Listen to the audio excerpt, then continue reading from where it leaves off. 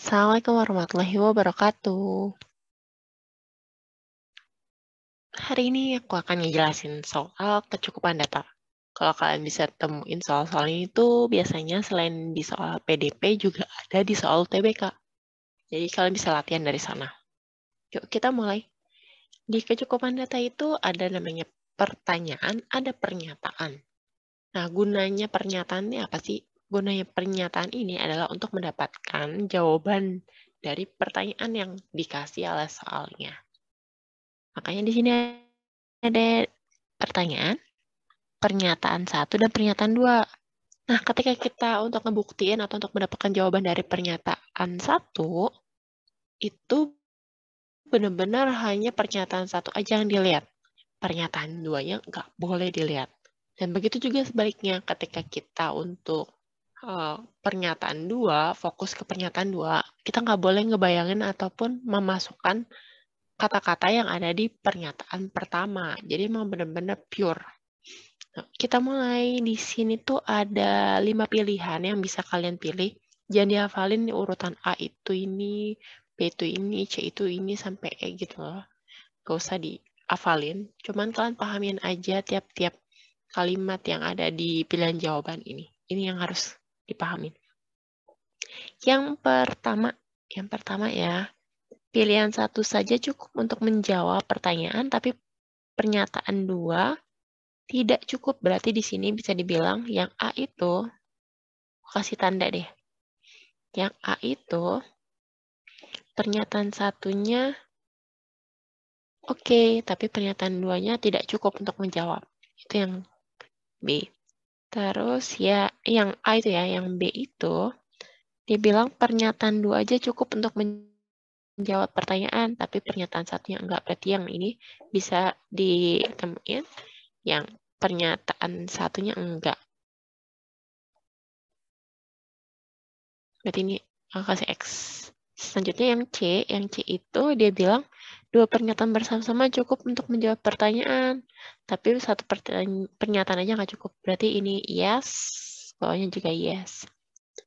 Dia bilang bersama-sama ya, maksudnya bersama-sama itu berarti nanti pernyataan 1 harus dimasukkan barengan sama pernyataan 2. Jadi bisa dibilang 1 plus 2. Kadang aku suka nulis kayak gini.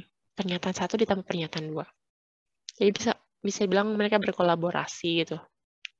Yang D, nah yang D nih, yang D itu pernyataan 1 saja cukup untuk menjawab pertanyaan dan pernyataan 2 saja cukup. Berarti ini juga benar dan benar, tapi dia nggak perlu dikolaborasiin. Jadi jawaban 1 udah ketemu jawabannya, terus pernyataan 2 pas masuk ke pertanyaan dia udah langsung ketemu jawabannya. Kayak gitu yang D. Yang E itu adalah pernyataan dua-duanya itu nggak cukup. Ini X dan X. Nah, ini dia. Ini penjelasan untuk soal ini ya, soal kecukupan data. Oke, gimana? Lanjut ya kita. Kita lanjut. Lanjut next. Selanjutnya itu adalah nomor yang 1.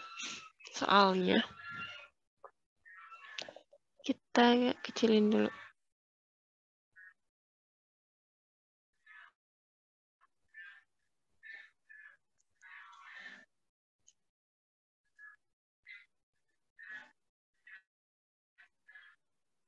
Nah, di sini ada P dan Q adalah 2 bilangan bulat. Terus dia bilang berapakah P dikurang Q? Kita cek pernyataan pertama dulu. Pernyataan pertama ya. P Q sama dengan 8 Q. Q-nya coret nih. Coret-coret berarti P-nya sama dengan 8. Kira-kira kalau P dikurang Q, udah bakal ketemu belum jawabannya? Iya, benar. Dia belum. Karena yang baru ketahuan cuma P-nya doang. Aku tandain ya, di sini X. Berarti dia belum mencukupi untuk menjawab pertanyaan. Pilihan yang kedua, pernyataan yang kedua yang kita lihat. P tambah Q sama dengan 10. Kan soalnya P kurang Q. Kira-kira bisa jawab nggak sih soal ini? Enggak, benar sekali. Jadi pernyataan 2 nggak cukup. Nah, emang sih pernyataan 1 dan pernyataan 2 sama-sama nggak cukup. Tapi kita nggak boleh langsung tiba-tiba, pilih E gitu. Nggak boleh. Kamu harus cobain dulu yang dikolaborasiin. Yang dikolaborasiin aku kasih nomor 3 ya. Kolaborasi itu berarti pernyataan pertama ditambah pernyataan yang kedua. Oke, kita masuk. Kan pernyataan pertama, P-nya adalah ketahuan 8, terus pernyataan yang kedua, P tambah Q sama dengan 10. Berarti di sini P-nya 8 ditambah Q sama dengan 10.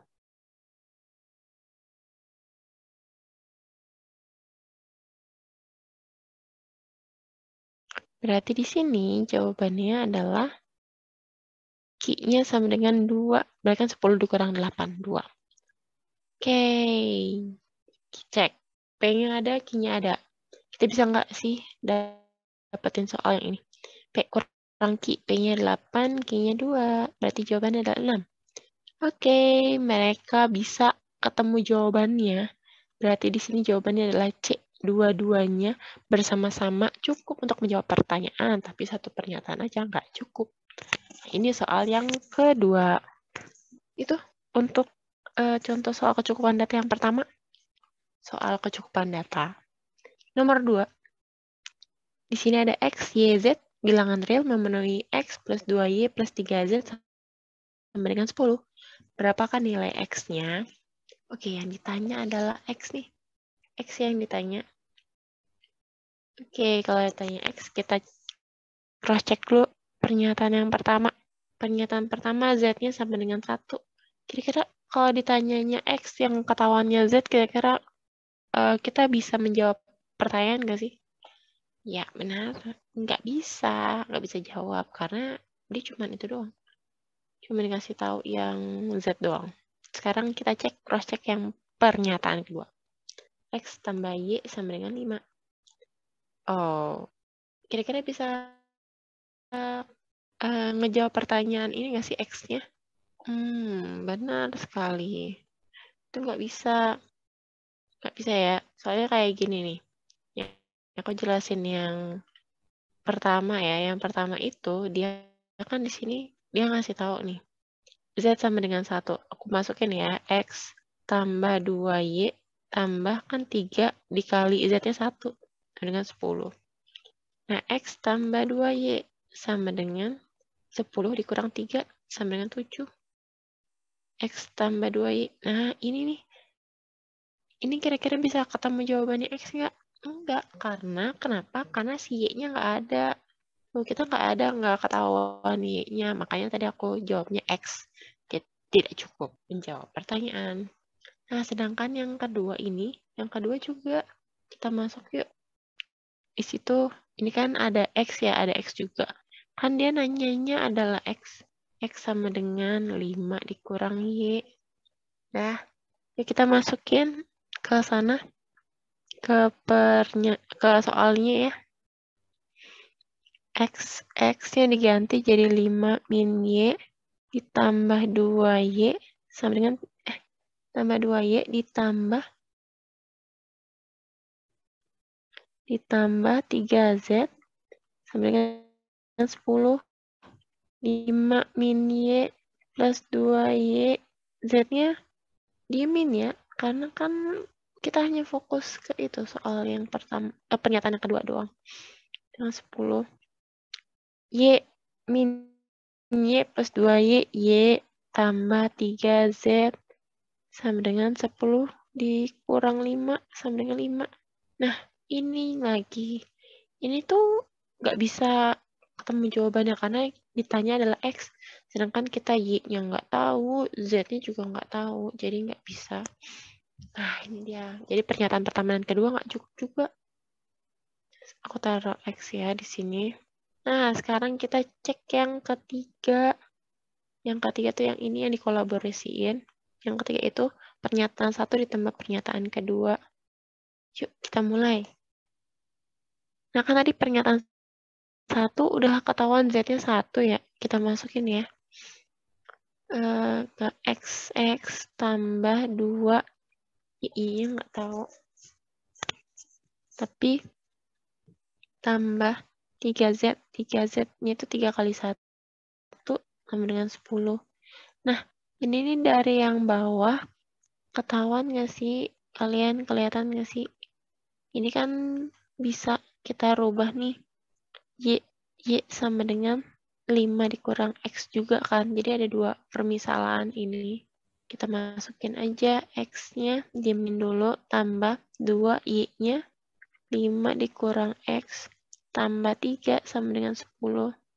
X tambah 10 min 2X, pindah ruas ya. Pindah ruas jadi 7. 10 dikurang 3. Terus X dikurang 2X, jadi kan min X. Sama dengan 7 dikurang 10. Sama dengan 3 X-nya. Kan ini minus ya, ini minus. Minus kiri minus, sebelah kanan juga minus. Jadinya X sama dengan 3.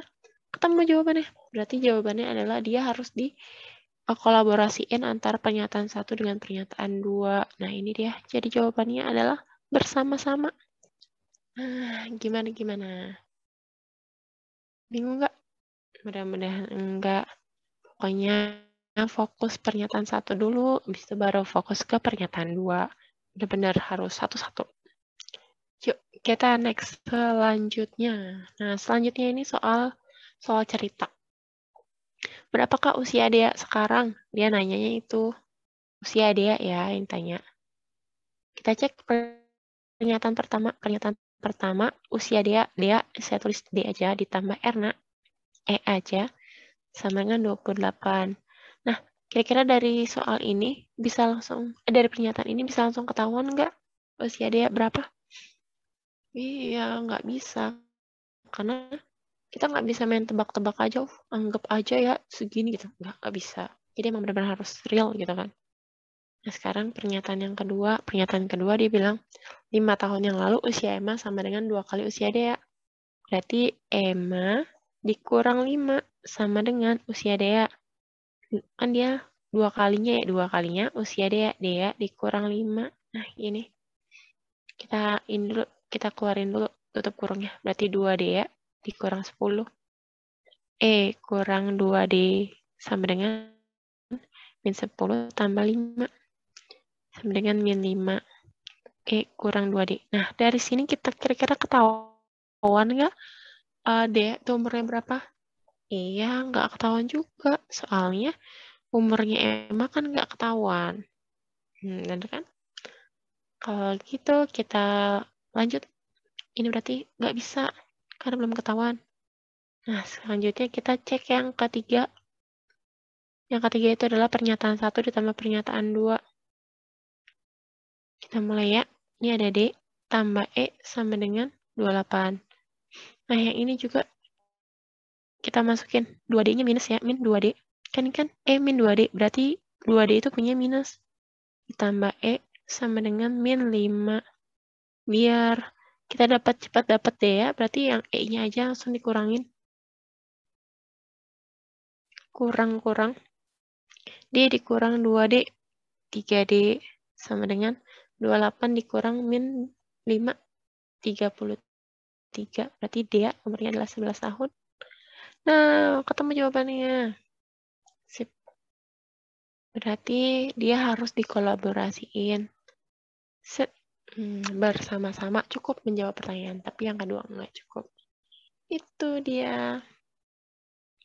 Di sini ada bangunan AE berpotongan dengan BD di C. Terus soalnya dia minta ini nih, X kurang Y. Ini soalnya ada bangunan ya di sebelah kanan. Nah, pernyataan pertama dan pernyataan kedua. Sekarang kita fokus untuk ngulas yang pernyataan yang pertama. Pertanyaan pertama itu dia bilang, aku gambar dulu kali ya biar gampang.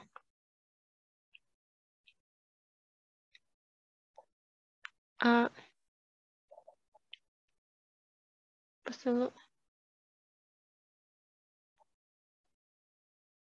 Oke. Di sini ada AE, A, B, C, D, E. Nah, dia kata kuncinya di sini. Dia bilang, AB sama dengan BC. AB kasih garis berarti dia sama kayak BC. Sama kayak AE. AC sama dengan AC. Nah, X-nya di sini atas, Y-nya di sini. Nah, kalau udah ada kata strip-strip gini, berarti kan ini sudutnya sama besarnya, dan karena bentuk segitiga, sudutnya itu totalnya harus 180 derajat. Berarti kalau di sini ada 3 sudut gini, berarti dibagi 3 sama dengan 60. Jadi masing-masing sudutnya adalah 60 derajat, 60 derajat. Nah, berarti di sini adalah X-nya juga 60 derajat. Oke, clear. Nah, sekarang kalian lihat, perhatikan baik-baik. Ini namanya sudut berseberangan. Set. Berarti di sini bisa dilihat atau bisa disimpulkan adalah Y-nya sama dengan 60 derajat juga. Nah, kalau gitu udah langsung ketahuan. Kan dia nanya X kurang Y ya. Ya udah, berarti ada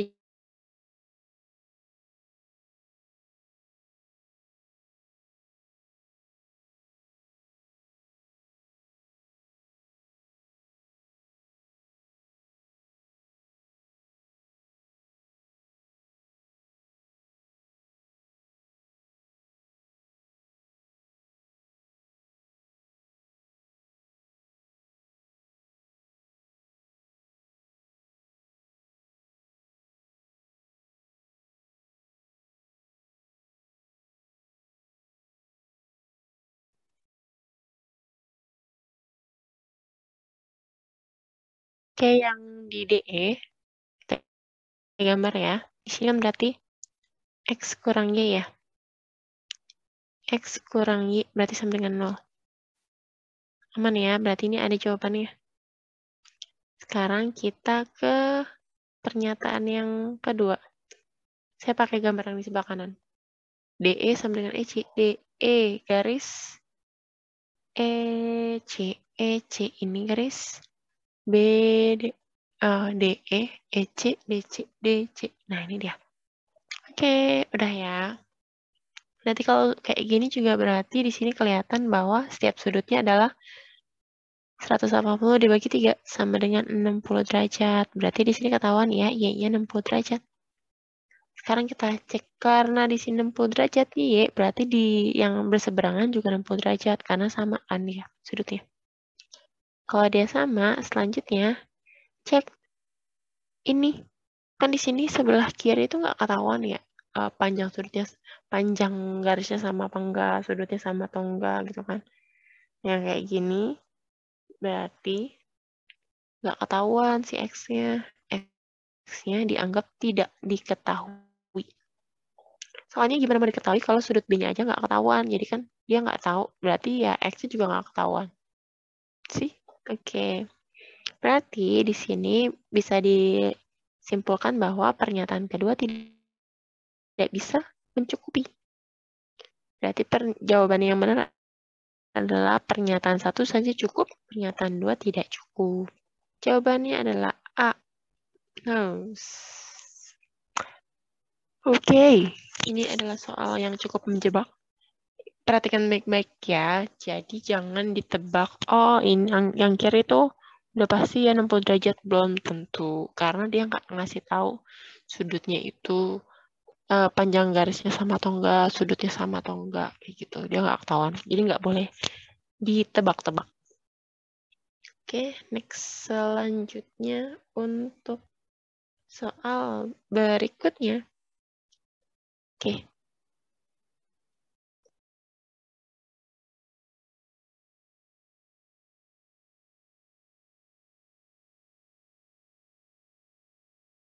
Selanjutnya.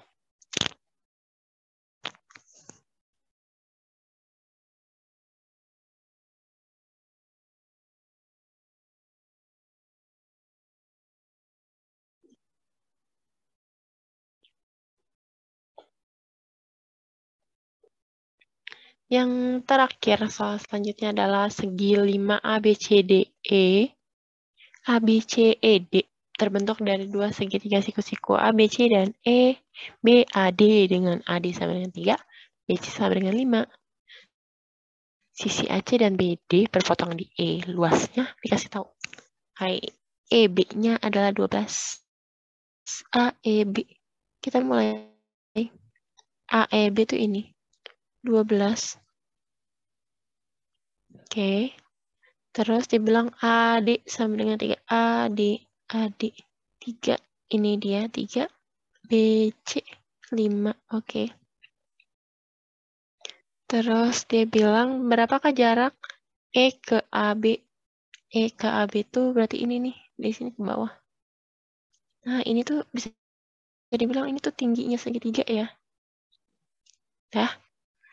Oke, kita mulai. Kita cross-check pernyataan yang pertama dulu. Ingat kalau untuk kecukupan data nggak perlu dikerjain sampai ketemu hasilnya ya. Cukup ada atau tidak. Itu bisa mempermudah dan mempercepat kita menyelesaikan soalnya. Oke, pernyataan yang pertama adalah AC-nya itu adalah 14. Dari sini sampai ujung 14. Dah. Ini bisa ya pakai Pythagoras. Nih. A, B, C. Ini kan bentuknya segitiga siku-siku. Berarti ini Pythagorasnya di sini. Oke. Kalau udah berarti kita bisa ngecek AD dong ya. Dengan cara kayak gini. AD kuadrat ditambah.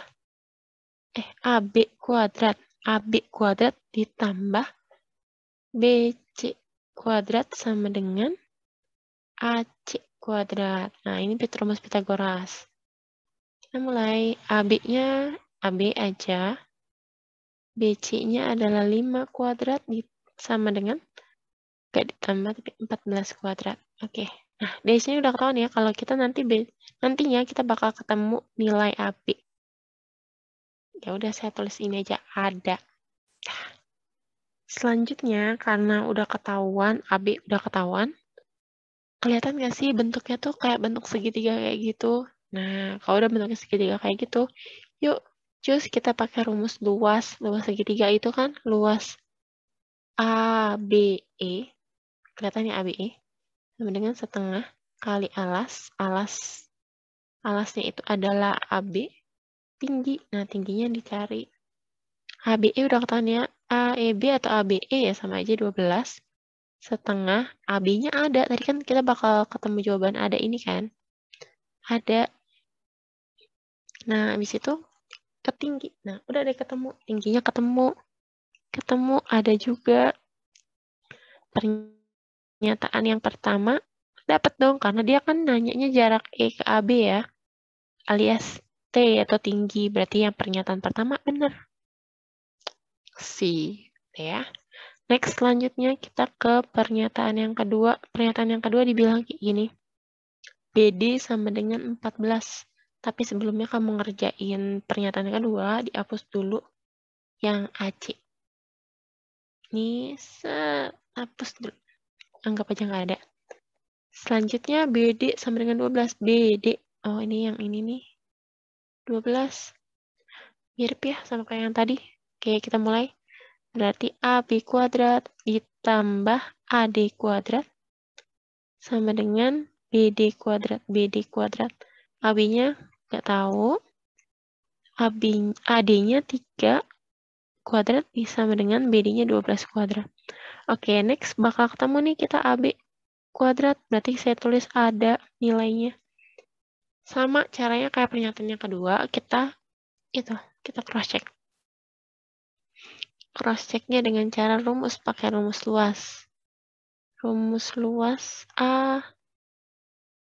AEB sama dengan setengah. Alasnya adalah AB. Tingginya AEB 12 sama dengan setengah. AB-nya ntar juga ada ya. Kan tadi di atas sudah ketahuan. Nih, AB. Ada. Nah, tingginya. Nah, nanti kita akan ketemu jawaban tinggi. Nah, tingginya ntar ketemu. Sip. Berarti untuk pernyataan kedua pun sama-sama bisa atau cukup menjawab pertanyaannya. Berarti jawabannya adalah nggak perlu bersama-sama ya, karena ini emang nggak bersama-sama, tapi dua-duanya bisa menjawab pertanyaan. Berarti jawabannya adalah yang ini. Yang D. Oke, ini dia yang D jawabannya. Pernyataan 1 saja cukup menjawab pertanyaan, dan pernyataan 2 aja juga cukup. Sip. Dah, itu aja soal nomor 5. Terima kasih semuanya. Kalau ada yang masih bingung, bisa diulangin lagi videonya atau tanya di kolom komentar. Ya, dari saya. Assalamualaikum warahmatullahi wabarakatuh. Sampai jumpa di video selanjutnya. Terima kasih.